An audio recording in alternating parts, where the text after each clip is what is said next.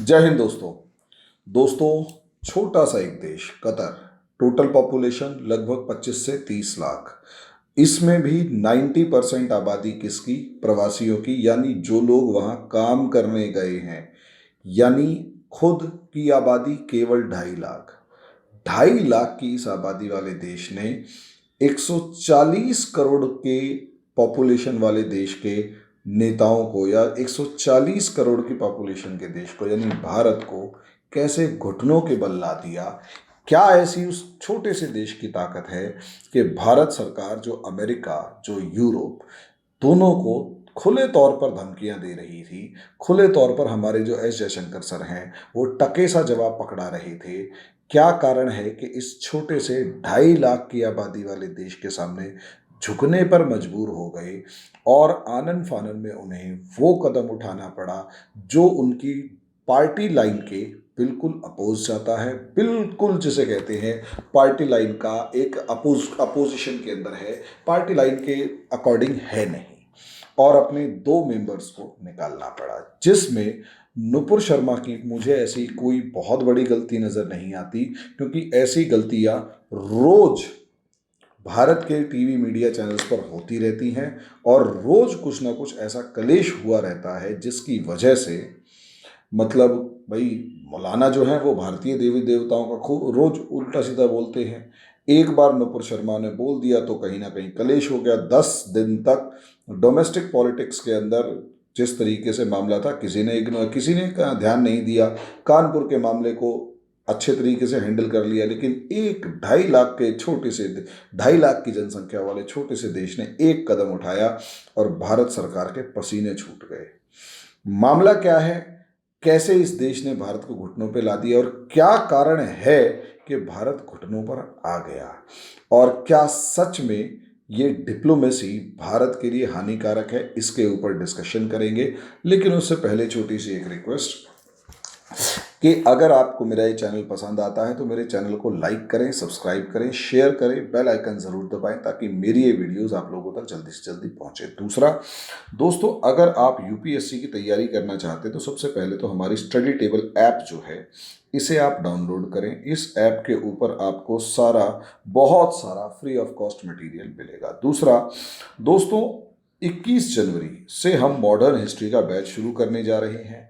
Fees 5,000 rupees complete course की रखी है, लेकिन अगर आप मॉडर्न 50 नाम का एक डालेंगे, इसमें क्या नाम है, कोड डालेंगे तो आपको 50% ऑफ मिलेगा और ये फीस अप्रॉक्सीमेट 2,500 रुपये के आसपास हो जाएगी। 9407 जो नंबर है लास्ट में 9911119407, इस पर कॉल करें या गूगल प्ले स्टोर से हमारी ऐप को डाउनलोड करें। दूसरा दोस्तों, अगर आप IAS PCS की तैयारी शुरू करना चाहते हैं तो आपको 500 रुपीज़ पर मंथ में NCERT का कोर्स अवेलेबल होगा। इसमें क्या होगा, हम कंप्लीट NCERT आप लोगों को करवाने वाले हैं।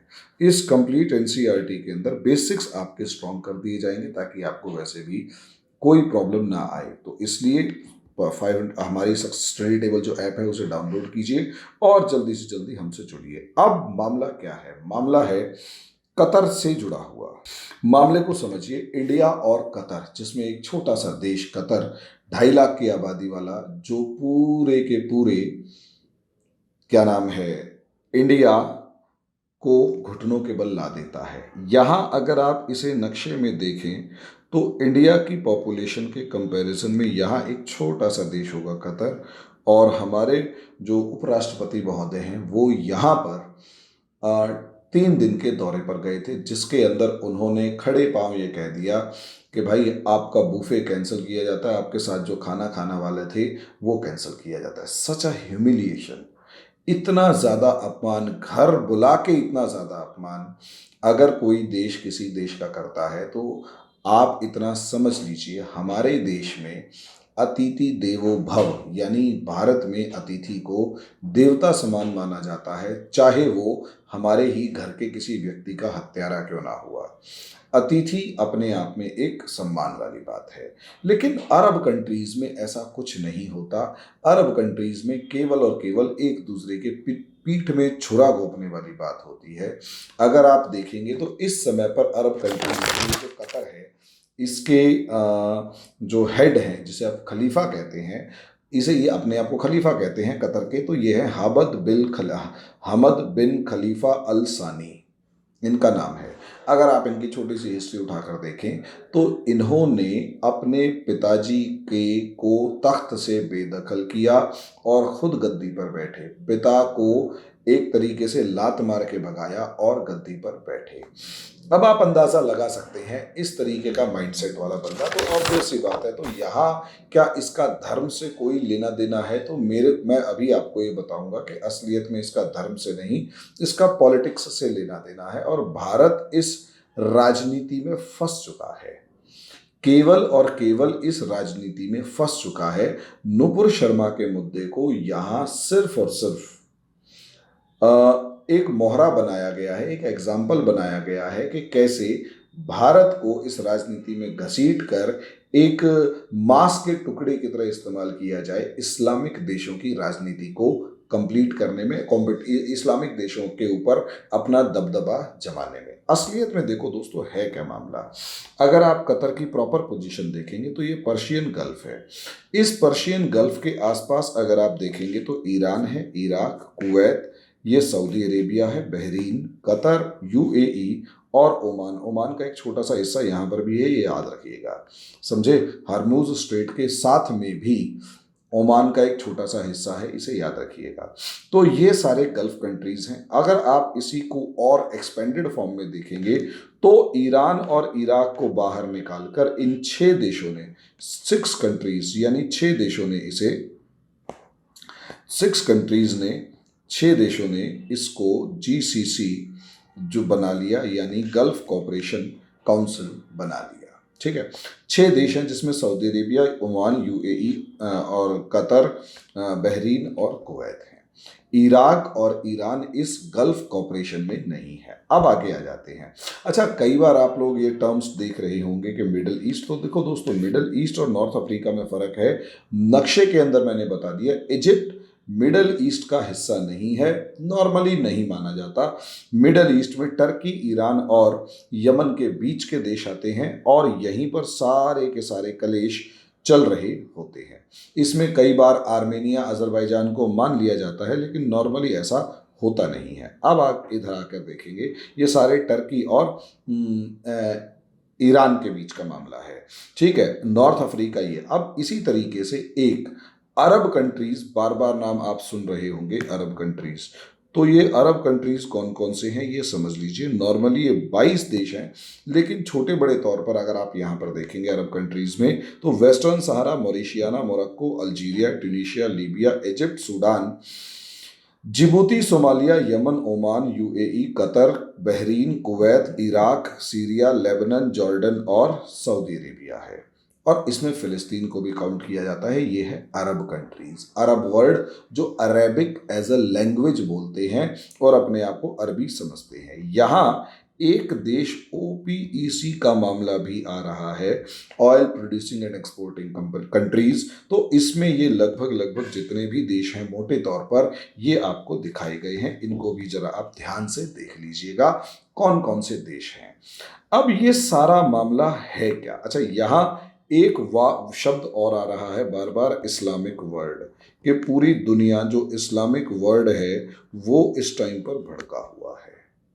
और इसी इस्लामिक वर्ल्ड को रिप्रेजेंट करने के लिए ऑर्गेनाइजेशन ऑफ इस्लामिक कोऑपरेशन यानी ओआईसी जो है वो आप लोगों को दिखाई देगी, जिसका काम इस पूरी इस्लामिक दुनिया को एक साथ लाकर, ओआईसी के अंदर ये सारे मेंबर्स आ जाते हैं और इन सबको इकट्ठा लाकर, एक जगह लाकर इनके हितों की बात करना, इनके सारे के सारे जो इंटरेस्ट्स हैं उनकी बात करने का ये काम किया जाता है। टोटली 57 कंट्रीज हैं और टोटली एक रिलीजियस ऑर्गेनाइजेशन है। इसका किसी भी तरीके के डेवलपमेंट से कोई मतलब नहीं है। ये सिर्फ और सिर्फ इस्लाम की बात करती है और टोटली एक रिलीजियसली बायस्ड ऑर्गेनाइजेशन है, जिसे दुनिया के सभी धर्म अपने धर्म से नीचे दिखाई देते हैं। यही एक कारण है कि भारत ने ओआईसी को समझाते हुए देर ने लगाई थी। तो अब मामला क्या है इसे समझिए। मामला असलियत में भारत का कम और जियो पॉलिटिक्स का ज्यादा है। कैसे? अगर आप देखेंगे तो भारत के अंदर भाई देखिए ये वही गल्फ कंट्रीज हैं, ये वही इस्लामिक कंट्रीज हैं जो कि किसी भी तरीके से चाइना के उइगुर मुस्लिम्स के मामले के अंदर कुछ नहीं बोलते, उनको कोई मतलब नहीं है। और यहाँ तक कि जो सऊदी अरेबिया के किंग सलमान हैं उन्होंने खुले तौर पर ये कह दिया कि भाई ये जो मामला है, क्या नाम है, उइगर मुस्लिम्स का मामला है, ये चाइना का इंटरनल मैटर है, इसमें हमारा कोई लेना देना नहीं है। लेकिन ऐसा क्या हुआ कि नुपुर शर्मा के एक स्टेटमेंट ने बवाल खड़ा कर दिया। मामला है ओआईसी, एक तरफ ऑर्गेनाइजेशन ऑफ इस्लामिक कॉपरेशन, यानी इन दोनों ऑर्गेनाइजेशन ऑफ इस्लामिक कॉपरेशन जिसे हम इस्लामिक वर्ल्ड भी कहेंगे, इस इस्लामिक वर्ल्ड के ऊपर कब्जा करने का, इस्लामिक वर्ल्ड के ऊपर अपना डोमिनेंस एस्टेब्लिश करने का। दूसरी तरफ एक ऑर्गेनाइजेशन है ओपीईसी, ओपेक, इसके ऊपर जो है ओपेक के ऊपर कब्जा करने का। और तीसरी तरफ यहां अगर आप देखते हैं तो अरब वर्ल्ड, इस अरब वर्ल्ड के ऊपर कब्जा करने का, यानी अब इस अरब वर्ल्ड पर किसकी चलेगी। ये तीन जो देश या तीन ऑर्गेनाइजेशंस हैं, इन तीन के ऊपर जो है वो स्ट्रगल फॉर डोमिनेंस हो रहा है, यानी ये इसके ऊपर एक दूसरे पर कब्जा करने की कोशिश कर रहे हैं।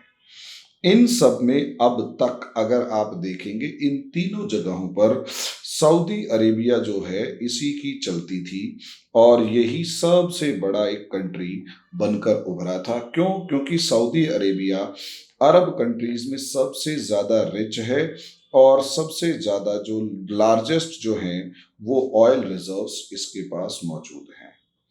अब यहीं से खेल शुरू होता है, यहीं से खेल ये शुरू होता है कि सऊदी अरेबिया जो है उसके और इंडिया के रिलेशंस काफी हद तक अच्छे हैं।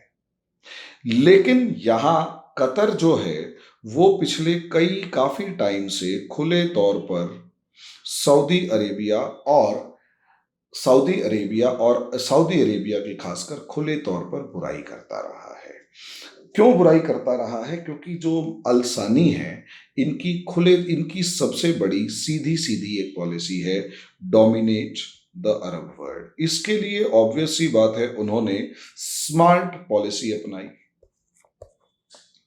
उन्होंने स्मार्ट डिप्लोमेसी अपनाई। और ये स्मार्ट डिप्लोमेसी क्या है? स्मार्ट डिप्लोमेसी दो तरीके की जो पावर होती हैं, स्मार्ट पावर की फॉर्म में अगर आप देखेंगे तो ये एक बहुत ही मौका परस्ती टाइप का एक पावर होती है, स्मार्ट पावर, इन्होंने वो अपनाई। देखिए नॉर्मली अगर आप देखते हैं तो एक होती है हार्ड पावर, एक होती है हार्ड पावर। एक हार्ड पावर होती है जिसके अंदर किसी की भी कलाई मोड़कर आप अपना काम पूरा करवा सकते हैं। दूसरा सॉफ्ट पावर होती है। सॉफ्ट पावर का मतलब असलियत में किसी से भी मान मनोबल करके उसकी मदद करके उसको अपने ऊपर डिपेंड किया जाता है। इन दोनों के अब बीच में आ जाती है स्मार्ट पावर।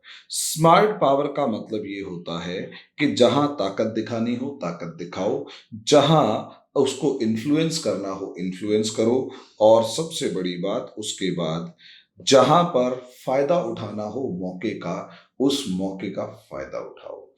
कतर ने यही किया है, मौके का उठाया फायदा, बात का बनाया बतंगड़। छोटी सी एक बात जो कि अमूमन पूरी दुनिया में हर किसी को एक्सेप्टेबल है, मतलब हर कोई उस चीज के ऊपर कई बार बोल रहा है, उसको उठाया और असलियत में सऊदी अरेबिया के सामने चैलेंज क्रिएट कर दिया।